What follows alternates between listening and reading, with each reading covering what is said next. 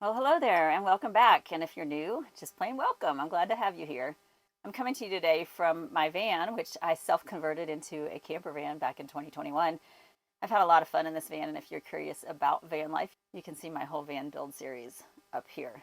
But we're not here to talk about van building today. We're here to talk about something that is much more important and could potentially save your life if you have the right information and know what to do if you have some of these symptoms.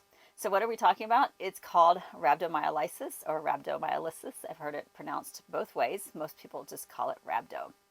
And if you watch my Colorado Trail through hike, you might have noticed that I got off trail very early in the through hike. I believe it was day 6 that I went home to get checked out because I thought that I was getting a urinary tract infection. I was having some issues, first with fatigue, and then with my urine getting darker and darker as the day progressed. And to me, that's a marker of dehydration. So I just did everything that I could to drink as much as possible.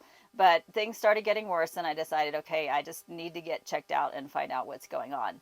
I had no idea at the time that my fatigue could be explained by rhabdo. Instead, I just kind of beat myself up for being old and out of shape, but I did want to get checked out, so I did. I will tell you more about my story in just a few minutes, but first, let's talk about rhabdo and what it is. You may have heard of it. Dan Baker, who's a big YouTuber that you might follow, he got rhabdo crossing, doing the rim-to-rim hike in the Grand Canyon. It was very severe, and he had to get transported out to go to a hospital and get treated. I was much more fortunate because my case turned out to be very mild, and I did not even find out about it until after the fact, which is not good. I should have found out about it, but again, I'll tell you more about that later. But first of all, I have to say I am not a medical professional, and this is not medical advice. So if you have any questions or you think that maybe you're suffering from this condition, the first thing you need to do is get to your doctor or get to urgent care or to an emergency room so that you can get diagnosed properly and treated. So what is this that we are talking about? There are certain circumstances that cause your body to have damaged muscle tissue, and that starts to break down in your body. Part of that process is the release of a protein called myoglobin or myoglobin. Your kidneys are not good at processing that. When they get too much, then they can get, I guess the best way to say, kind of clogged up. And so what happens is you get elevated levels of what's called CK in your blood, and that's called creatinine kinase. And that is what they test for to see if you are suffering from rhabdo. Now, causes of rhabdo can be intense exertion, like what I was going through or what Dan Becker was going through from a hardcore hike, or from heat. Excessive heat, dehydration can contribute, from what I understand. And it can also happen through crush injuries, such as somebody might get in a car accident or something like that. You might hear about it in people who are working out intensely, like people who are really into CrossFit sometimes will get it, or ultra marathoners. And also it can be triggered by different types of drugs, alcohol, cocaine, and even statins. So if you're on statins and you have some of these symptoms, you might want to really check to make sure that you are okay before hiking on or doing whatever it is that you're actively engaging in. Also, people who tend to work outside, particularly if they're in hot environments and really intense activity. So, maybe like landscapers or people doing any kind of like outdoor construction jobs in the heat could come down with rhabdo. Now, rhabdo is relatively rare. When I checked, there were only about 26,000 cases a year in the United States. So it's not something that, every doctor sees all the time. It's not something that would be the first thing to come to mind unless somebody knows what your situation is and they have the proper information to understand what you've been doing and what might be triggering this condition. If you don't get treatment and that protein continues to build up in your kidneys, it can cause acute renal failure and even require you to have a kidney transplant or potentially even death.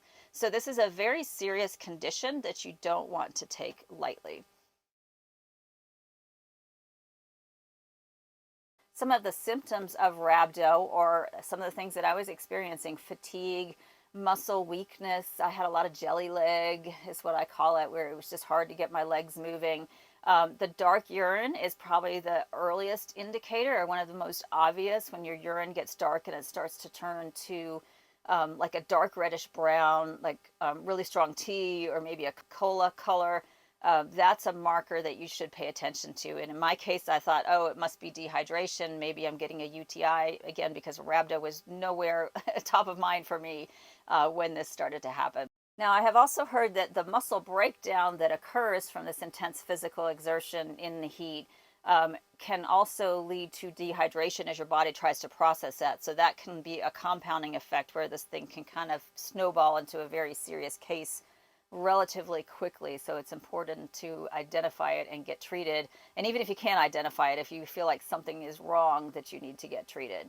So before I tell you more about my story, I'd like to just take a minute and ask you to hit that subscribe button down below. I am really trying to increase my audience to reach more people so that I can share more really important information and more fun experiences with folks who are interested in backpacking and hiking and travel. So in my case, I thought this was really weird because I was starting to have these UTI type symptoms, and I'd had fatigue the first couple of days of the hike, but I was just starting a through hike, so I didn't think a lot about it. I thought, I'm just tired. It's what I call cumulative fatigue, 2 or 3, 4 days after hiking and increasing miles. I was going from, I think, 8-ish miles the first day to 16 miles the day that I ended up getting off the trail.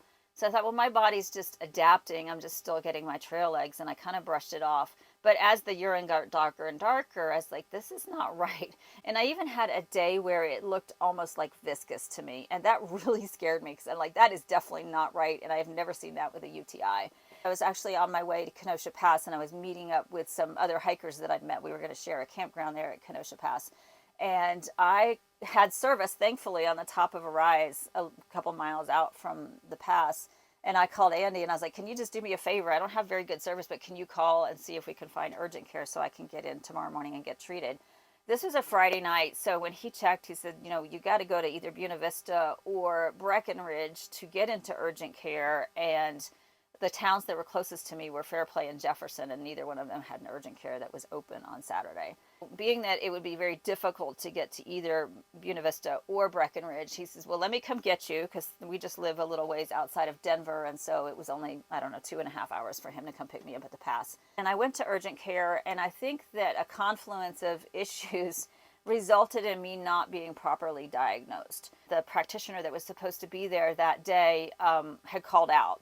So I explained to them that I was really desperate, that I'd just gotten off the trail, that I really needed to be seen. And they said, well, we can do a video call for you. And I said, that's fine, but I have to talk to somebody who understands hiking and hiking related issues. Because I said, it seems like a UTI, but I'm not certain it is. It could be something else.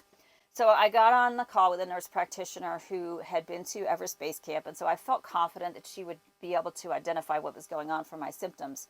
My first pass at the test for the UTI, the one that they do actually in the urgent care, the quick test, came back negative. So they decided to culture that for 3 more days. And in the meantime, based on what I was telling her, she prescribed me with Cipro, which is a very strong antibiotic, and it can have a lot of side effects. So, well, take the Cipro for 7 days, because if you have a kidney infection and not a bladder infection, then that will knock it out. So I said, great. I went home, I rested, and I drank tons of water and got back on the trail. I went back Monday and started hiking again on Tuesday. So the Cipro was doing a number on me. It was making me very ill. And I was trying to hike, but I felt very tired, and I just attributed that to the antibiotics and not to some other condition happening. So it's on me that I did not push harder to get a more definitive diagnosis. On Tuesday morning, when I was able to talk to the urgent care, they said my secondary test had come back and it was still negative, so they didn't see that I had any physical issue at all. And they told me to stop taking the Cipro and just to carry on hiking, which I did. I found at that point that I was very tired. I was having a lot of fatigue. I was taking naps during the day, which I don't normally do when I'm hiking. I just couldn't get going. And again, I said, well, I'm an older hiker. Maybe I didn't train enough, even though I trained a lot. And I was just really beating myself up.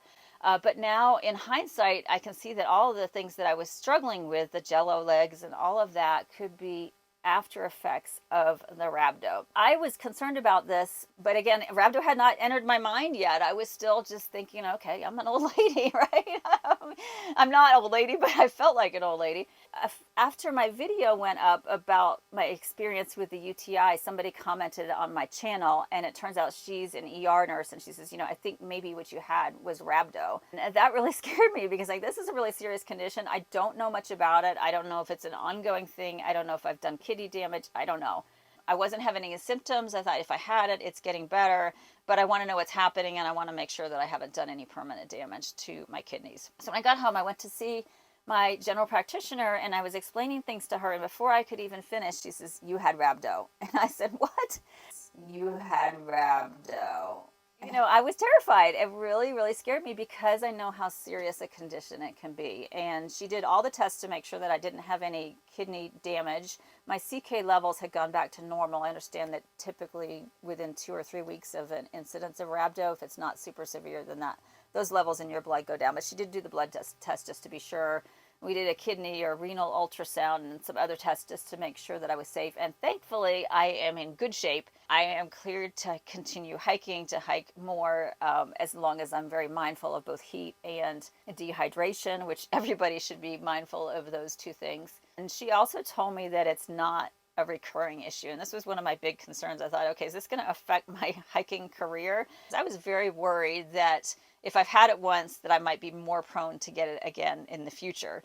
And she said, no, that's not the case. It's just a weird thing that's happened sometimes in the body when you're subject to this intense exertion compounded by heat or dehydration, that this can happen. I wanted to share that information with you because I think back and I wonder if I had kept hiking, if I had not gotten off to get checked out, what could have happened. And also, this was really a big impact on my hike. Looking back, I just have so much more perspective on the challenges that I was having, because when I got to the Collegiate West and I was trying to go up Hope Pass, for example, it took me forever. And I finally was like, I'm going to roll with it. I'm going to take my time. I'm going to enjoy the day in this beautiful place. But I was really upset with myself that I was struggling so much. And then trying to get to Cottonwood Pass, where there's just long, kind of gradual inclines with switchbacks, and I'm like, why won't my legs go? Why is my body fighting me when I did all this training to get ready for this hike? And I really truly believed that last year when I attempted the hike and got halfway, I was so sick, and I thought, if I start again this year and I'm healthy, it's going to be a breeze. And I couldn't understand, like, why is the hike so hard for me this year? And now I know it's because I got rhabdo early in the hike, and I had the after effects of that. And I did not really feel strong and healthy until probably the last 2 weeks of the hike. And so I was really, powering through and doing everything I could. And it turns out that I was fighting the after effects of this condition. So anyway, that's just my story. I'm sure maybe some of you have had encounters with rhabdo or know somebody who has. It's just something that I think as the hiking community we need to be aware of. We need to put it on our checklist of things that we think about if somebody is having some of these kind of symptoms, and to get it checked out and treated quickly so it doesn't turn into either a life-threatening emergency or potentially a life-altering condition based on kidney issues that could occur. So that's my story, and if you have had your own experience with rhabdo or other thoughts and comments that you'd like to share, please drop them down in the comments. I'd love to hear from you. I read all of them. I respond to as many as I can, and I really enjoy engaging with all of my viewers here on YouTube. And I know I've promised you all a Durston tent review that's going to be coming up next week, so you can watch for it here. And if you want to watch this whole series, you can start way back at the beginning of my thru hike right here. Thanks again, and I will see you next week.